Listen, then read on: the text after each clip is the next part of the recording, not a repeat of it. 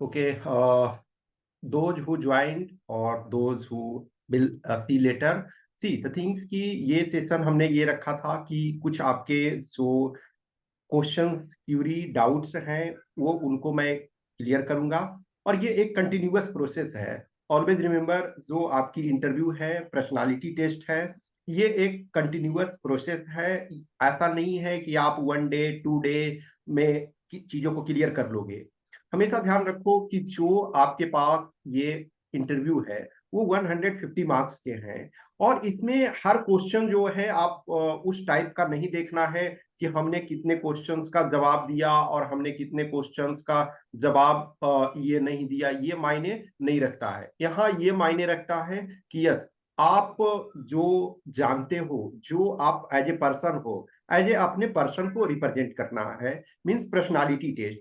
तो डीएएफ को आप बेस मान करके चलो। ए लॉट ऑफ कैंडिडेट्स हैं जो इन स्पाइट ऑफ कितना भी सजेशन दिया जाए आप डीएएफ में मिस्टेक करते हो। बहुत सारा, खास करके जब मैं लैंग्वेज सेक्शन देखता हूँ उसमें in spite of all suggestions और ये सब आप मिस्टेक्स करते हो। But don't worry about that. जो मिस्टेक्स हैं वो हैं, उसमें से अब उसको आप कुछ नहीं कर सकते हो, ठीक है। तो ये ध्यान रखो कि ठीक है, अब हमारा जो भी है डीएएफ वो फाइनल है, अब उसमें कुछ चेंजेस नहीं कर सकते हो। कुछ ये कैंडिडेट्स ऐसे थे जिनके कुछ इश्यूज आए हैं। जो डीएएफ उनका था, उन्होंने ओरिजिनल जो डाउनलोड नहीं किया, प्रिंट प्रीव्यू ही लेकर के रहे, तो ऑब्वियसली बात है यूपीएससी ही अब आपको प्रोवाइड कर सकती है, ठीक है। अब इसमें से चलो मैं कुछ चीजें और डिस्कस करूंगा मैं अपने तरफ से। अभी फिलहाल चूंकि जो लोग लाइव में आए हो उनको प्रेफरेंस मिलना चाहिए, उनके क्वेश्चंस जो कुछ हैं वो मैं पहले लूंगा, फिर उसके बाद मैं अपना जो भी इनपुट डालूंगा। चलो, जिनके भी क्वेश्चंस हैं वो बताओ। बलजीत, है कुछ क्वेश्चन?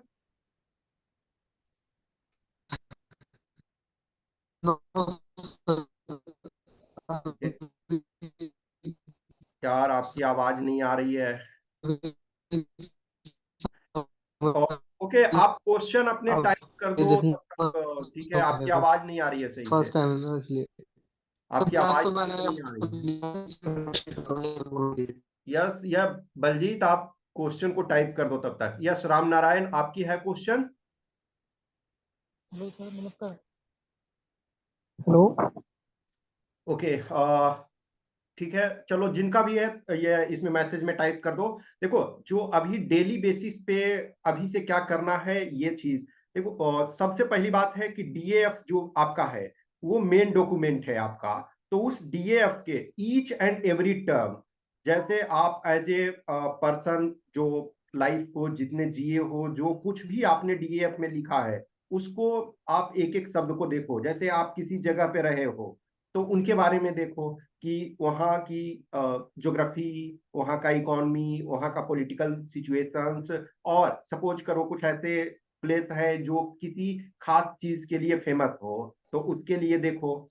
फिर अभी फॉर एग्जांपल जो आपका करंट अफेयर्स का है वो उसको थोड़ा थोड़ा करके देखते रहो। तो डीएएफ के ईच एंड एवरी टर्म, चाहे जैसे फॉर एग्जांपल कुछ लोग हो सीडीएस मैक्सिमम मीन्स, देखा जाए तो कभी कभी सीडीएस देते हैं, तो सब लोग नहीं देते हैं लेकिन मैक्सिमम ये है। तो सीडीएस यदि आपने दिया है उसके संबंध में जो आपकी लर्निंग है उसको देखो। सब्जेक्ट आपके, जैसे मान के चलो ग्रेजुएशन में किसी ने आर्ट्स लिया हुआ है तो वो अपने सब्जेक्ट के बारे में थोड़ा थोड़ा देखो। अब ये मतलब नहीं है कि आप डिटेल हर वो चीज जान जाओगे, ठीक है। आप सारे चीज तो नहीं जानते हो और न जान पाओगे, बट ग्रेजुअली जो भी कुछ सिचुएशंस हैं, जो कुछ मान लीजिए ग्रेजुएशन में आपने सब्जेक्ट रखा उसको थोड़े थोड़े देखो। अब सपोज किसी ने हिस्ट्री रखा तो हिस्ट्री तो आपको पढ़ना ही है। आपने जो एग्जाम दिया है उसमें भी आपने हिस्ट्री पढ़ा है। लेकिन किसी का सपोज इंजीनियरिंग का सब्जेक्ट है और उसमें उसकी इंटरेस्ट नहीं है, तो आप उसके डिटेल में नहीं जाओगे, लेकिन बेसिक, यदि मान के चलो किसी को मैकेनिकल इंजीनियरिंग किसी का सब्जेक्ट था, किसी का जो डिग्री है मैकेनिकल इंजीनियरिंग में, तो एटलीस्ट मैकेनिकल के बेसिक एस्पेक्ट्स को जानोगे, बेसिक चीजों को जानोगे, उसको करो। करंट के जो भी इवेंट्स हो रहे हैं, इंसिडेंट्स हो रहे हैं, उनको करते रहो। अभी जैसे फॉर एग्जांपल 24 में हम चल रहे हैं, तो 24 में ही लोकसभा का इलेक्शन होना है। तो जो भी है आप ये मान करके चलो कि लोकसभा के रिजल्ट के शायद बाद ही आपका इंटरव्यू स्टार्ट हो सकता है, या उस ड्यूरेशन के आसपास मान के चलो कि क्लोज करीब रहेगा तब, लेकिन मोस्ट प्रोबेबली है लोकसभा इलेक्शन के बाद। तो कुछ जो भी जैसे इलेक्शन में होंगे कुछ सिचुएशन आपके एरिया का, तो उनको देखोगे, अभी फिलहाल के लिए नहीं, लेकिन जब उसके आउटपुट आ जाएंगे वो सारे चीजों को देखोगे, तो थोड़े थोड़े करके उस पर वर्क करते रहो। फिर दूसरी ये चीज है कि देखो, जो जैसे हम मॉक इंटरव्यू और ये सारी, तो अब दो चीजें होती है। एक तो जैसे आप पेड प्रोग्राम ज्वाइन करते हो, तो वो तो हम रेगुलर बेसिस पे आपसे पर्सनल रूप में टच में रहेंगे कि हाँ आपके ये मिस्टेक्स हैं, कुछ क्वेश्चंस हैं, ये करते रहेंगे। बीच बीच में आपका मॉक सेशन भी होता रहेगा, और फिर ये सेशंस, जूम सेशंस वगैरह भी होते रहेंगे। या कुछ ऐसे होते हैं कि सपोज हम लोग कुछ ऐसे स्टूडेंट होते हैं कि ग्रुप में होते हैं कि ठीक है 3-4 हम लोग हैं, तो अपने में कुछ कुछ डिस्कस कर सकते हैं, ये भी आप कर सकते हो। ठीक है, तो डेली बेसिस पे अभी आप डीएएफ के टर्म्स एंड टर्मिनोलॉजी को, एवरी टर्म्स एंड टर्मिनोलॉजी को प्रिपेयर कर लो। ये एक दिन का बात नहीं है। देखो, एक नोटबुक लो 100 पेज का या 150 पेज का, और उसको सेक्शन वाइज बना लो। एक सेक्शन आपका डीएएफ में फैमिली एंड जिस जिस प्लेस से रहे हो उसमें, एक आप अकेडमिक से जो आपके हैं उसके बना लो। फिर आपके जो फोर्स हैं, तो 5 पार्टिसिपेटिंग फोर्सेस आपके हैं उसके एक बना लो। फिर एक एक्स्ट्रा क्यूरिकुलर एक्टिविटीज है उसके बना लो, और कुछ मिसलेनियस का कर लो। ठीक है, उसको करो, और करंट वाले को चीजों को करते रहो। तो ये आप अभी से करोगे। फिर है एक का क्वेश्चन कि आप फार्मिंग फैमिली से हैं, तो क्वेश्चन आ सकते हैं क्या इंटरव्यू में, और मैंने मास्टर्स किया है पीएसआईआर में साथ में, तो क्या वो क्वेश्चंस पूछेंगे? क्योंकि मैंने इतना ध्यान नहीं दिया। देखो, अभी मैंने बोला ना कि जो आपका सब्जेक्ट है, तो अब मास्टर्स का मतलब है स्पेशलाइजेशन। नो डाउट आप as a professor, assistant professor के रिक्रूटमेंट के लिए नहीं जा रहे हो, तो आपसे वो डीपर लेवल में नहीं पूछेंगे।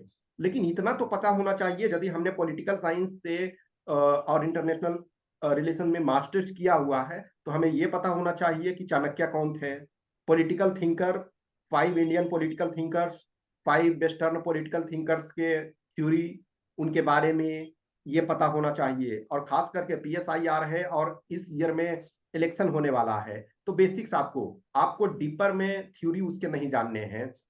हमेशा ध्यान रखो कि मेजोरिटी ऑफ कैंडिडेट को वो भी जानते हैं कि कोई मास्टर्स कर रहा है तो उस डीपर लेवल में नहीं कोई कर रहा वर्क, क्योंकि वो एग्जाम डिफरेंट होता है और ये एग्जाम डिफरेंट होता है। उसमें क्या है, आपके चॉइसेस होते हैं, 10 क्वेश्चंस के करीब हैं, और 5 क्वेश्चंस के आपको जवाब देने होते हैं। तो और मास्टर्स में या ग्रेजुएशन में मेजोरिटी मैं कह रहा हूँ यूनिवर्सिटीज में क्वेश्चन जो आपके आंसर सीट होते हैं उतना डीपर में, डीप लेवल में नहीं पूछा जाता। तो उसको बहुत ज्यादा फोकस करने की जरूरत नहीं है, लेकिन बेसिक आपको पता होना चाहिए। हर जो बुक है, सपोज मान के चलो कि आप जहां से भी कर रहे हो, तो जो भी बुक्स आपके पास हैं, या आइदर सॉफ्ट कॉपी या हार्ड कॉपी, तो उसमें जो जो सब्जेक्ट हैं उसमें भी है। जैसे सपोज इंडियन पॉलिटिकल थॉट है, तो इंडियन पॉलिटिकल थिंकर में 5 को देख लो, और उसके बेसिक्स जो जो चीजें हैं, सिलेबस एटलीस्ट आपको पता होना चाहिए, ये चीज को करना है। अब सिंस आप जैसे फार्मिंग फैमिली से बिलोंग करते हो, तो एक इंडिया में जो एग्रीकल्चर वाला देश है, अब लेकिन प्रॉब्लम किसान फार्मिंग में बहुत ज्यादा है। किसान फार्मिंग में प्रॉब्लम ये है कि आपके पास एज ए जो भी फार्मर्स हैं, तो उनका जीडीपी जो है वो कंट्रीब्यूशन जस्ट 16% है, लेकिन लगे हुए हैं जो आपके करीब 50%। अब देखो, आप बताओगे नहीं, ये अभी से क्यों ये सोच रहे हो कि आप नहीं उस चीज को बताओगे? अभी डियर आपके पास टाइम है, निगेटिव मत सोचो। आप जब ऑफिसर बनने जा रहे हो तो आपको प्रॉब्लम सोल्वर बनना है। और जो भी आपके जो इंटरव्यू के क्वेश्चंस होते हैं या सेकेंड पेपर के होते हैं, ये ओपिनियन बेस्ड जो क्वेश्चन होते हैं, उसमें आपको बोलना ही पड़ेगा।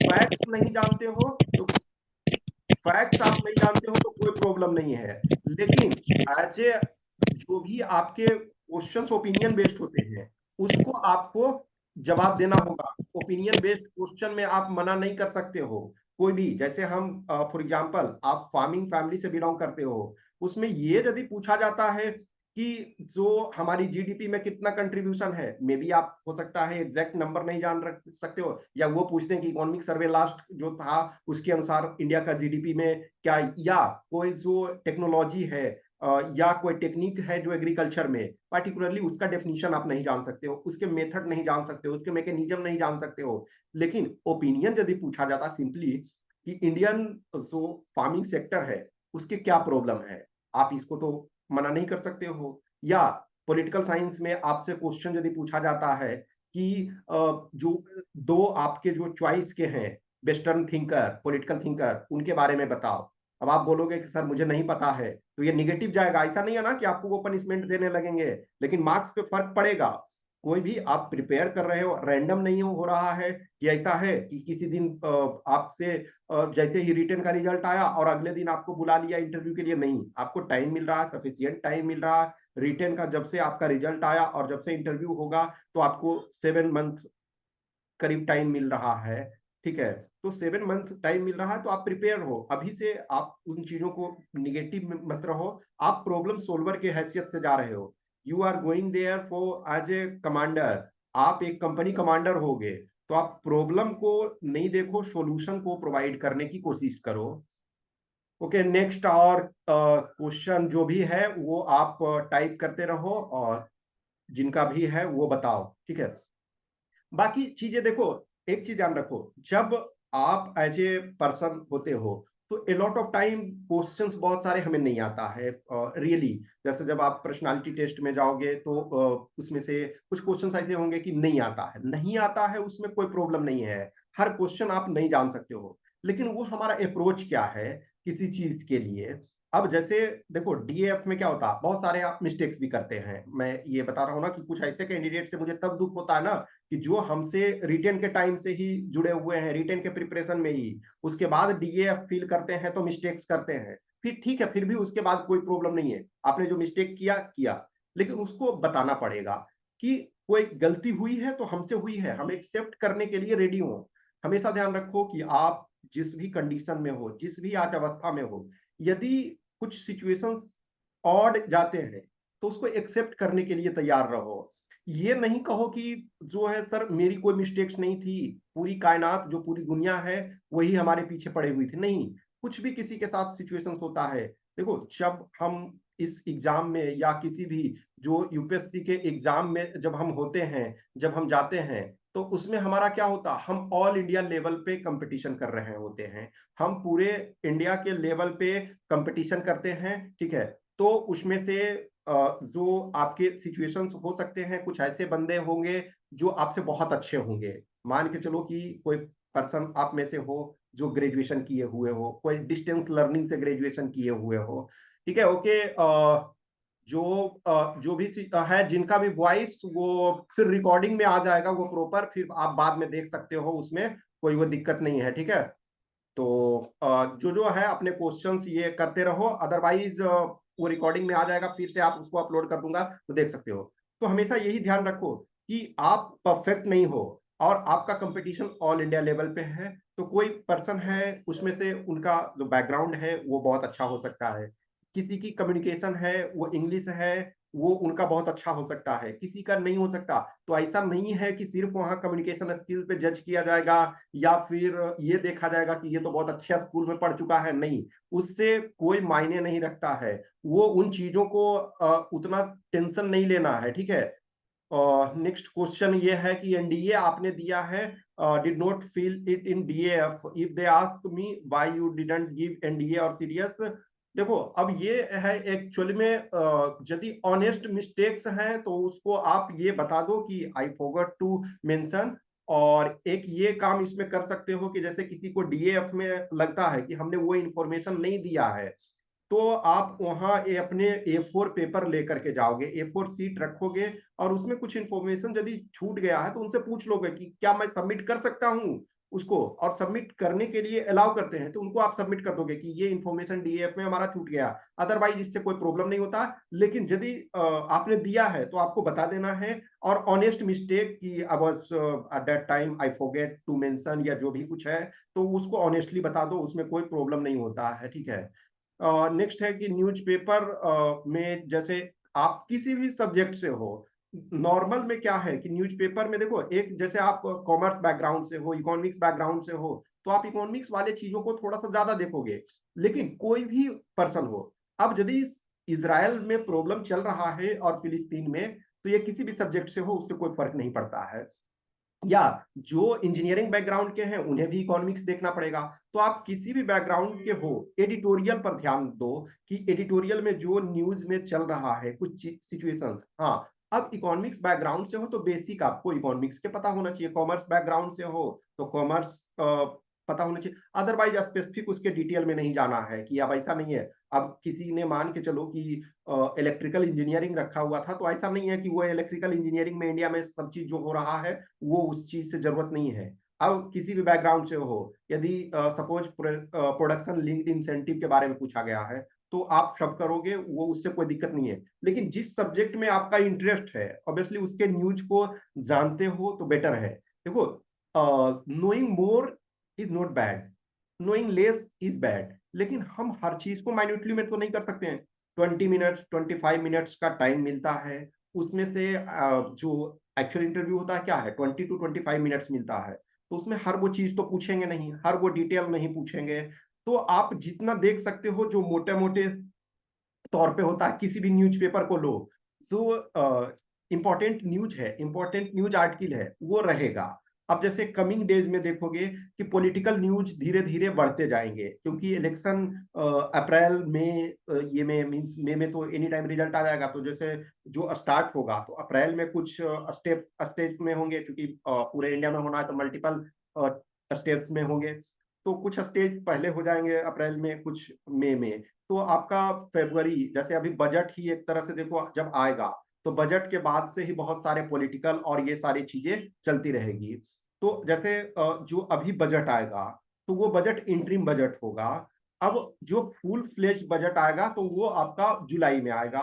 तो उसका आपको जरूरत नहीं पड़ेगा मोस्ट प्रोबेबली, क्योंकि उसके पहले आपका इंटरव्यू वगैरह जो भी है फिनिश हो जाएगा। लेकिन इंटरिम बजट भी जो आएगा तो उसके बारे में थोड़ा सा देख लोगे। अब मान के चलो कि इंटरिम बजट तो एवरी टाइम नहीं आता, वो इलेक्शन ईयर में आता है। तो उसके संबंध में जो प्रोविजंस हैं हमारे कॉन्स्टिट्यूशन में उसके बारे में देख लोगे। तो मोटे मोटी तौर पे जो न्यूज़पेपर में एडिटोरियल में होता है वो उसको न्यूज रिपोर्टिंग में हर न्यूज को नहीं देखना है। हाँ, आपके एरिया में कोई ऐसा न्यूज है, देखो एक नेशनल लेवल का न्यूज है, एक इंटरनेशनल लेवल का न्यूज। तो इंटरनेशनल लेवल के न्यूज में चाहे वो आप कोई जम्मू कश्मीर में हो, चंडीगढ़ में हो, या फिर तमिलनाडु में हो, कर्नाटक में हो, सबको नेशनल और इंटरनेशनल न्यूज को जानना है। लेकिन कुछ चीजें मान के चलो कि something good happen in your area, और वो शायद उसका रिकॉग्निशन ऑल इंडिया लेवल पे नहीं मिल रहा है, तो उसके बारे में थोड़ा आपको जानना है। जैसे अभी चल रहा है ना कि वन डिस्ट्रिक्ट वन प्रोडक्ट, बहुत सारे जगह में ये चल रहा है।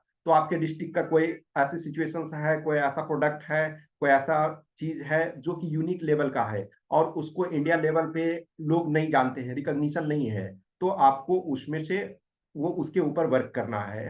कहीं भी जैसे जो वो मैंने बोला ना कि जो आपके पर्सनल डिटेल है, आपके एज ए पर्सन इंडिविजुअल के जो है डिटेल, आपके अपने एरिया के संबंध में, जो आप जिस एरिया से बिलोंग करते हो, तो उसके संबंध में इन चीजों पर वर्क करना है।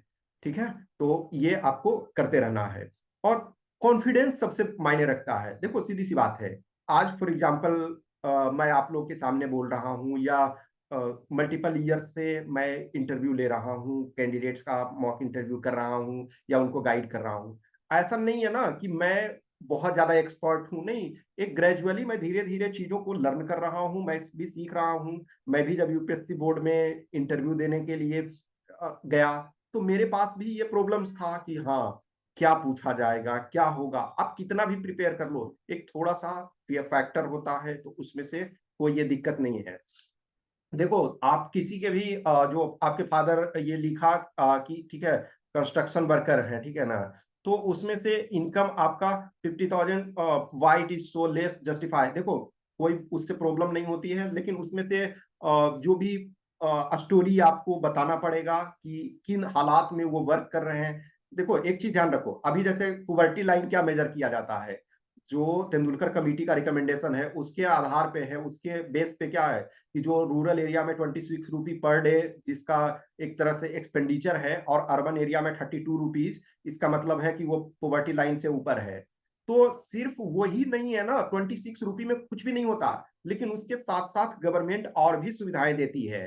तो आपके फादर सपोज कंस्ट्रक्शन वर्कर हैं, लेबर वर्कर हैं, तो आप ये बताओगे कि सर ये सिचुएशन है, राशन वगैरह हमको सब्सिडाइज्ड रेट पे मिल जाता है, स्कूलिंग वगैरह और बहुत सारी सुविधाएं सरकार दे रही है, तो वो हमारा काम चलता है। और फिर बाकी और चीजें रहेगी वो मैं पर्सनल लेवल से आपसे बात करूंगा। देखो 22 में भी ऐसे कैंडिडेट थे जिनके फादर थे उस सिचुएशन में थे, लेकिन वो सिलेक्शन हुआ उनका फाइनल, उससे कोई फर्क नहीं पड़ता है। और किसी के लिए मैंने बोला ना कि हर हम पूरे ऑल इंडिया लेवल पे फाइट कर रहे हैं, तो किसी के फादर आईएएस भी हो सकते हैं, किसी के फादर ये भी। तो अपने आप में आपके पास एक्सप्लेन करने की क्षमता होनी चाहिए, और ये इस जर्नी में ऑब्वियसली है। इन सारे चीजों को मैं पर्सनल बेसिस पे हेल्प करूंगा, उसमें कोई प्रॉब्लम नहीं है। तो इसके लिए बहुत अधिक टेंशन लेने की जरूरत नहीं है। सारी चीजें जो है हम उसको रियलिटी में एक्सेप्ट करो। कोई जैसे देखो एक चीज ध्यान रखो, किसी के फादर सपोज असिस्टेंट कमांडेंट हो, या इसमें ही गैजेटेड ऑफिसर हो, या आईएएस हो, आईपीएस हो, या बहुत बड़े बिजनेसमैन हो, और या किसी के मदर हो अच्छे पोजीशन पे, तो शायद वो उतनी खुशी नहीं अपने पेरेंट्स को दे पाएगा जितना कि आप एक लोअर मिडिल इनकम वाले फैमिली में रहते हो, या ऐसे फैमिली में रहते हो जहां डे टू डे प्रॉब्लम है। तो आप इसको निगेटिव सेंस में नहीं लेकर के चलोगे, एवरीवन हैज पॉजिटिव, और उसको बेचारगी की हालत में एक्सप्लेन नहीं करना है। बाकी चीजें हैं और हम धीरे धीरे उसको एक्सप्लेन करेंगे। अब ये देखो, जो आपका कोई भी वेबसाइट और ये इंटरव्यू में हेल्प करे, उसके लिए देखो सबसे ये जरूरी जो है कि एक तो 5 जो डिफरेंट फोर्सेस है, वो उसके ऑफिशियल वेबसाइट और प्लस विकिपीडिया, उसके बारे में आप देख लोगे। ठीक है, तो उससे आपको मिलता रहेगा इंफॉर्मेशन। ठीक है, विकिपीडिया पेज में एक एक बार देख लो, क्योंकि विकिपीडिया में क्या है, रेगुलर रूप से अपडेट होते रहता है, क्योंकि वो ओपन सोर्स है, वो करते हैं। और जो फोर्थ है उनके बारे में देखोगे। और बाकी जो इंटरव्यू में है, कोई डायरेक्ट आपके जो न्यूज वेबसाइट वो डायरेक्ट आपके प्रॉपर वो हेल्प नहीं करेंगे। उसमें से बाकी चीजें है ना, कि जैसे फॉर एग्जांपल आप यूट्यूब है, या हमारे चैनल है, या बहुत सारे हैं, उसमें आप जो पहले सेलेक्टेड कैंडिडेट्स हैं उनके इंटरव्यू वगैरह, उनके मॉक इंटरव्यू, या उनके साथ कुछ सेशंस, तो उन सबको देखते रहो। और अपना जो नोटबुक मैंने बोला तो उसको रखो, जहां कोई इंफॉर्मेशन आपको लगता है कि रिलेवेंट है हमारे डीएएफ से रिलेटेड, हमारे जो भी प्रोफाइल से रिलेटेड, तो उसको नोट करके रखो। वो सेक्शन वाइज जो सेक्शन आपका बटा हुआ है, उस सेक्शन में उसको नोट करके रखो, और थोड़े थोड़े अपना रेगुलर बेसिस पे करते रहोगे, तो ये प्रिपरेशन चलता रहेगा। और देखो, जो भी एक इंफॉर्मेशन को इतना ज्यादा एक्यूमुलेट नहीं कर लेना है, जो रिलेवेंट है उसी इंफॉर्मेशन को ये करना है। और बाकी जो है डिलीवरी, ये का मोड है कि हम जो डीएएफ है हमारा, तो हमारा जो डीएएफ है वो डीएएफ के आधार पे होना चाहिए। जो हम जवाब दें, जो हम रिप्लाई दें, वो हमारे डीएएफ के आधार पे होना चाहिए। हमारा डीएएफ जो कह रहा है उस आधार पे वो होना चाहिए, उस बेस पे वो होना चाहिए। ठीक है, तो जैसे फॉर एग्जांपल किसी के मान के चलो कि डीएफ में कुछ प्रॉब्लम्स है, या फॉर एग्जांपल ये है कि हमारा कुछ मिस्टेक्स हो गया, या हमारा सपोज ग्रेजुएशन में या 10th में या 12th में कम मार्क्स आए हैं, उसको don't take it in negative sense. जो है उसको एक्सप्लेन करो कि किन परिस्थितियों में हमारा मार्क्स कम आया। किसी का सपोज करो कि वेरिएशन होता है, कि पता चला कि 10th में 98% है, 96% है, और 12th में आए तो 58% हो गया। रियल में होता है, देखो एन नंबर ऑफ कैंडिडेट्स हैं, पूरे इंडिया से जुड़े हुए होते हैं, तो हर टाइप के कैंडिडेट होते हैं। तो जो है उसमें से शर्माना नहीं है, और उसमें से झूठ भी बोलने की कोशिश नहीं करो। बहुत बार क्या होता है ना, कि हम सामने जब होते हैं बोर्ड में, तो जो आपके वो इंटरव्यू ले रहे हैं, जो भी पर्सन वहां इंटरव्यू ले रहे हैं, वो हमसे आपसे बहुत ज्यादा एक्सपीरियंस्ड है। आपकी जितनी उम्र हुई है उससे ज्यादा उनका वर्क एक्सपीरियंस है, और वो भी टॉप लेवल पे। तो आप झूठ नहीं बोल सकते हो। एक क्वेश्चन पूछ रहे हैं तो और बाकी आपको ऑब्जर्व कर रहे हैं। अब ऑब्जर्व करने का हर तरीके से हर कोई कोई हो सकता है, साइकोलॉजी से बिलोंग फील्ड से बिलोंग करते हैं, कोई आईएएस ऑफिसर हैं, कोई डिफेंस से हैं, डिफरेंट पर्सन से, कोई प्रोफेसर रह चुके हैं, तो डिफरेंट पर्सन होते हैं, वो आपका ऑब्जर्वेशन चलता है। तो ये मत सोचना कभी कि हम परफेक्ट आंसर दें। परफेक्ट आंसर की जरूरत नहीं होती है, आपको फाइट करना है, आपको जवाब देना है। आप कुछ क्रॉस क्वेश्चन पूछा जाए उसके जवाब देना, कुछ मिस्टेक्स हो गए हैं तो उसको ऑनेस्टली एक्सेप्ट करना है कि yes, this is my mistake, this I am knowing, और ये ध्यान रखना कि हर पर्सन का इंडिविजुअल डीएएफ अलग अलग है, तो no two person are same. आप दो पर्सन जो हो वो सेम नहीं हो, उनके सबके डीएएफ अलग अलग में हैं, सब पर्सन जो हैं उनके डीएएफ अलग हैं, वो डिफरेंट बैकग्राउंड से हो। तो आप अपने आधार पे करो, अपने बेस पे ये करो, ठीक है। और किसी का क्वेश्चन है?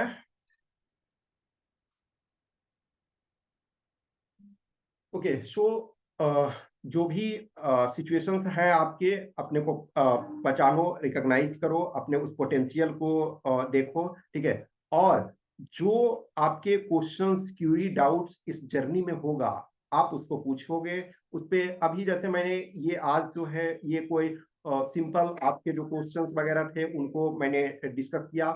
कमिंग डेज में मैं कुछ टॉपिक्स, कुछ इश्यूज लूंगा, और मैंने आप लोग को जैसे बताया कि जो भी जैसे पेड प्रोग्राम में होंगे तो उनको मैं जो प्रीवियस स्टूडेंट्स जो सेलेक्टेड हैं उनके डीएएफ के थ्रू भी कुछ चीज़ों को एक्सप्लेन करेंगे, उनके मार्क्स के थ्रू। या कुछ ऐसे कैंडिडेट हैं जिनका सिलेक्शन तो हो गया, इंटरव्यू में उनके कम मार्क्स आए, जो कि वो बहुत अच्छे कैंडिडेट, बहुत बार ऐसे होते हैं ना कि वो मुझे लगता है कि बहुत अच्छा उनका 105 110 आएगा, लेकिन समटाइम 85 मिल गया उनको, 80 मिल गया, ऐसे भी सिचुएशन हुए हैं। कुछ ऐसे कैंडिडेट हैं जिन्हें मुझे लगता है कि शायद इनका कम मार्क्स मिलेगा, लेकिन उनको 105 110 मिल जाता है। तो ये सब जो है मैं उनके डीएफ के थ्रू, उनके जो भी एज ए पर्सन के तौर पे क्या है, किस ढंग से उन्होंने परफॉर्म किया, ये सारी चीजें भी हम एक्सप्लेन करेंगे। और इश्यूज वगैरह को भी लेकर के, जैसे फॉर एग्जांपल करंट के कुछ इश्यूज हैं तो उनको किस ढंग से हमको डिस्कस करना है, या कोई केस स्टडी, ये इन द सेंस है कि एसआरटी मीन्स, ठीक है ना, कि जो सिचुएशन रिएक्शन टेस्ट या सिचुएशन रिस्पॉन्स टेस्ट जो होता है उसमें किस ढंग से आपको रिस्पॉन्ड करना है, ये सारी चीजें भी हम डिस्कस करेंगे। ओके, सो किसी का और क्वेश्चन है तो आप पूछ सकते हो, नहीं तो हम इस मीटिंग को अभी फिनिश करेंगे और फिर कमिंग डेज में फिर जैसा होगा मैं इन्फॉर्म करूंगा, ठीक है। चलो ठीक है, ओके, थैंक यू।